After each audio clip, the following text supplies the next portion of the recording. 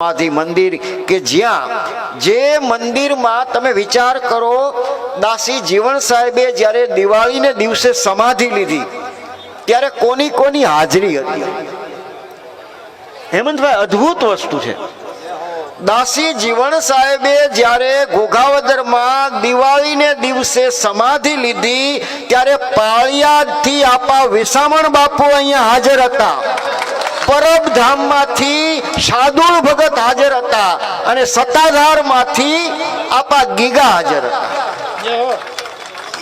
આ ઇતિહાસ છે, હસ્તપ્રતોમાં લખેલો ઇતિહાસ છે. અને એ ઇતિહાસની થોડીક તમને વાત કરું હું.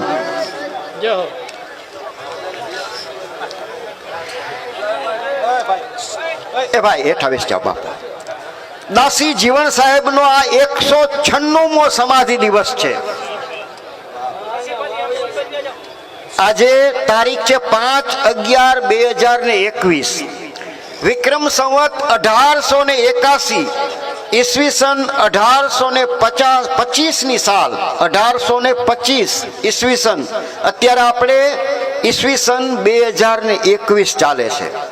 દિવાળીના દિવસે જીવતા સમાધિ લેવા માટે દાસી જીવણ સાહેબે કંકોત્રી લખી.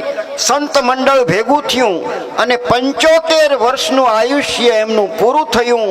ઘોઘાવદરમાં દાસી જીવણ સાહેબે જ્યારે આ જગ્યા ઉપર સમાધિ લીધી ત્યારે સત્તાધારના સંત આપા ગીગા આપા, પરબના સંત શાર્દુલ ભગત અને પાળિયાદના સંત આપા વિસામણની હાજરી હતી.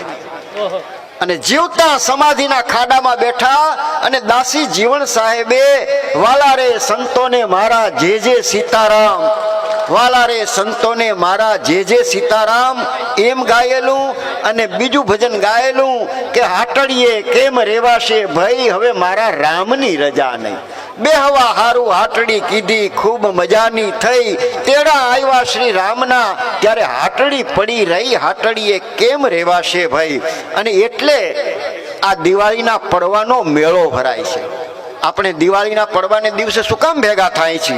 અને એમની સમાધિ પછી 1 વર્ષ થયું અને ઈસવીસન 1826માં દાસી જીવણના દીકરા દેશળ ભગતે ભંડારો કરેલો.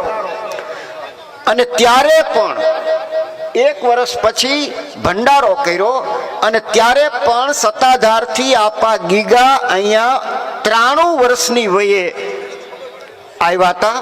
અને 1926માં 93 વર્ષની ઉંમરે આપા ગીગાએ સત્તાધારમાં સમાધિ લીધી. અને એ જ સમયે દાસી જીવણની વિદાય પછી 45 વર્ષે, દાસી જીવણ સાહેબની વિદાય પછી 45મા વર્ષે બાલક સાહેબ દ્વારા દાસી જીવણના સમાધિ સ્થળે સમાધિ મંદિર બંધાતું હતું અને મૂર્તિ ઘડાતી હતી. એની અંદર દાસી જીવણ સાહેબ અને જાલુમાની મૂર્તિ તૈયાર થઈ ગઈ હતી. અને એમાં જ દેશળ ભગત પણ વિદાય લઈ ગયા, દાસી જીવણ સાહેબના દીકરા દેશળ ભગત. એટલે એમની મૂર્તિ તૈયાર કરાતી હતી. અને એ જ વખતે આપા ગીગાએ સમાધિ લીધી. એટલે એ દાસી જીવણ સાહેબના મિત્ર હતા અને બેએ વચન આપ્યું હતું કે આપણે ભેગા બેસીશું.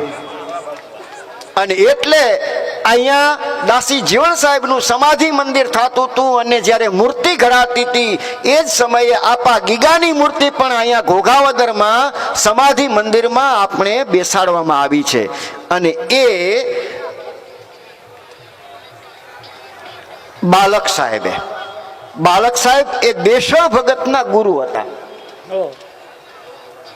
દાસી જીવણના દીકરા દેશળ બાપા એ દેશળ બાપાના ઘરેથી હતા કરમણમાં. અને એમનું આજે મંદિર પાછળ મૂકવામાં આવ્યું હમણાં ગઈકાલે જ, આજે જ. તો આ કરમણ બાપાને આપણે યાદ કરીએ, આ કરમણ માને યાદ કરીએ, દેશળ બાપાને યાદ કરીએ. અને દેશળ બાપાની દીકરીનો પરિવાર તો આ છે જ અહીંયા. સૌ 5મી પેઢી 6ઠી પેઢી અહીંયા આપણી વચ્ચે જ હાજર છે. તો આ દાસી જીવણના ગુરુ હતા ભીમ સાહેબ, એ ત્રિકમ સાહેબના શિષ્ય હતા. એના ગુરુભાઈ એટલે ત્રિકમ સાહેબના બીજા શિષ્ય હતા નથુરામ, એના 3 શિષ્ય હતા, એક નાનક સાહેબ, એક બાળક સાહેબ અને ત્રીજા દાસી જીવણ સાહેબના દીકરા દેશળ ભગત. બાળક સાહેબે રાજકોટમાં જગ્યા બાંધી અને પ્રેમ વંશ વિશ્રામ સાહેબના મોટા દીકરા હતા હરિભાઈ. વિશ્રામ સાહેબના દીકરા, વચનના વિશ્રામ આપણે કહી છીએ ને, એમના દીકરા હતા હરિભાઈ અને એમના સહકારથી દાસી જીવણ સાહેબના સમાધિ મંદિરનું 1926માં આ બાંધકામ થયેલું. અત્યારે મેં કહ્યું ને 4 વર્ષ, 200 વર્ષ પૂરા થાય છે દાસી જીવણ સાહેબની સમાધિને 4 વર્ષ પછી. અને ત્યારે આપણા બધાની પરમાત્મા હાજરી હોય તો મેં એમ કહ્યું કે અહીંયા 2 લાખ માણસોની હાજરી હોય અને દાસી જીવણ સાહેબનો જય જયકાર બોલાતો હોય. એવી આપણે આ દાદાના ચરણોમાં પ્રાર્થના કરીએ. અને આવી ગઈ ને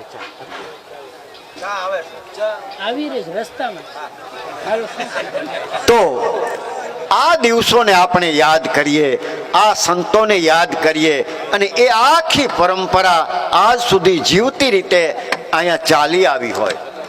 અનેક જગ્યાએ છેક છેક મુંબઈ, પૂના, દિલ્હી, બેંગ્લોર એના હસ્તપ્રત ભંડારો છે ને, એમાં 200 વર્ષ પહેલા, 250 વર્ષ પહેલા લખાયેલી હસ્તપ્રતોમાં દાસી જીવણ સાહેબના ભજનો લખાયેલા છે ભાઈ. અને છેક લંડનની બ્રિટિશ લાઇબ્રેરીમાં પણ, લંડનની બ્રિટિશ લાઇબ્રેરીમાં આપણે ગયા હતા બાપુની કથામાં, મોરારી બાપુની કથા વખતે, અને બ્રિટિશ લાઇબ્રેરી લંડનની અંદર છે અને ત્યાં આપણા ભારતના સંતોની અનેક હસ્તપ્રતો છે. ઈશ્વરદાસજીનો હરિરસ ગ્રંથ આખો હસ્તપ્રતમાં લખાયેલો ત્યાં લંડનની લાઇબ્રેરીમાં છે, બ્રિટિશ લાઇબ્રેરીમાં. અને આપણા નરસિંહ મહેતાથી શરૂ કરી અને છેક દયારામ સુધી એ સંતોની વાણીની અનેક હસ્તપ્રતના ગુટકા ત્યાં સાચવવામાં આવ્યા છે. આપણને એની મૂલ્ય નથી. આપણા ઘરે કેટલાય પટારામાં હસ્તપ્રતો સડી ગઈ છે, ઉંદર ખાઈ ગયા છે, ઉધઈ ખાઈ ગઈ છે, પણ આ અનેક સંત સ્થાનોમાં સચવાયેલી હસ્તપ્રતો અને એ સંતોની વાણી, એના ઉપર આજે વિશ્વના યુનિવર્સિટીઓમાં સંશોધકો સંશોધન કરે છે કે આ સંતોએ કેવું જીવન જીવ્યા છે.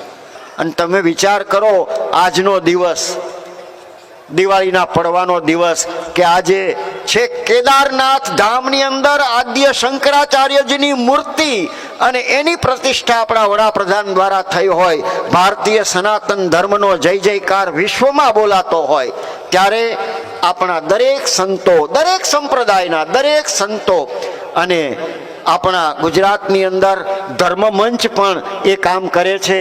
આદરણીય પૂજ્ય ગોરધનદાસ બાપુ પણ આપણા રાજકોટ જિલ્લાના, સૌરાષ્ટ્ર પ્રદેશના એક મોટા અધ્યક્ષ તરીકે ધર્મ મંચમાં કામ કરી રહ્યા છે. તો એ બધાને અહીંયા બિરાજમાન તમામ સંતોના ચરણોમાં આપણે વંદન કરીએ અને આપણે એ ન ભૂલીએ કે આપણે ભારતીય સનાતન ધર્મનું સંતાન છીએ, આપણે રવિભાણ સંપ્રદાયનું સંતાન છીએ. આપણા આદ્ય સદગુરુ કબીર સાહેબ છે, ભાણ સાહેબ છે, રવિ સાહેબ છે, ખીમ સાહેબ છે, ત્રિકમ સાહેબ છે, અને છેક ઉગારામ દાદા સુધી અને છેક ગોરધન બાપુ સુધી અહીંયા આ આખો પરિવાર એકત્ર થયો હોય. અને ત્યારે એ સંતોના ચરણોમાં વંદન અને પછી આપણે સંતવાણીનો દોર આગળ ચલાવશું.